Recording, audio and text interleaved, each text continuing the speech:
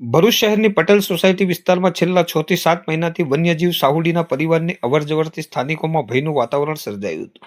સોસાયટીના કમ્પાઉન્ડ તથા રસ્તાઓ પર સાહુડી પરિવાર ખુલ્લેઆમ ફરતો જોવા મળ્યો હતો. સ્થાનિક રહેવાસીઓના જણાવ્યા મુજબ આશરે 5 સાહુડીનો પરિવાર વિસ્તારમાં વસવાટ કરી રહ્યો હતો. આ અંગે પટેલ સોસાયટીમાં રહેતા જાગૃત જીવદયા પ્રેમી મિતુલ પટેલ, કામધેનુ ગૌરક્ષા સમિતિના આશિષ શર્મા, નેચર પ્રોટેક્શન ક્લબના અનુભવી સભ્યો યોગેશ મિસ્ત્રી, રમેશભાઈ દવે તથા કસક વિસ્તારના જીવદયા પ્રેમીઓએ માહિતીના આધારે વિસ્તાર પર નજર રાખી હતી. દરમિયાન કરજીત પટેલના કમ્પાઉન્ડમાં સાહુડી દેખાતા ટીમ તાત્કાલિક સ્થળ પર પહોંચી હતી. જોકે અંધકારના કારણે રેસ્ક્યુ કામગીરીમાં મુશ્કેલી પડી હતી. સ્થાનિકોમાં ભય ફેલાતા વન્યજીવ રેસ્ક્યુ એક્સપર્ટ આશિષ શર્મા તથા નેચર પ્રોટેક્શન ટીમે ભરૂચ વન વિભાગના અધિકારી એમ.બી. ડાભીના માર્ગદર્શન હેઠળ સાહુડી પકડવા માટે પાંજરા મુકાવ્યા હતા. ગતરોજ રાત્રિના સમયે એક વન્યજીવ સાહુડી પાંજરામાં પકડાઈ ગઈ હતી. પકડાયેલી સાહુડીને વન વિભાગ દ્વારા અનુકૂળ અને કુદરતી વાતાવરણમાં મુક્ત કરવાની કાર્યવાહી હાથ ધરવામાં આવી છે.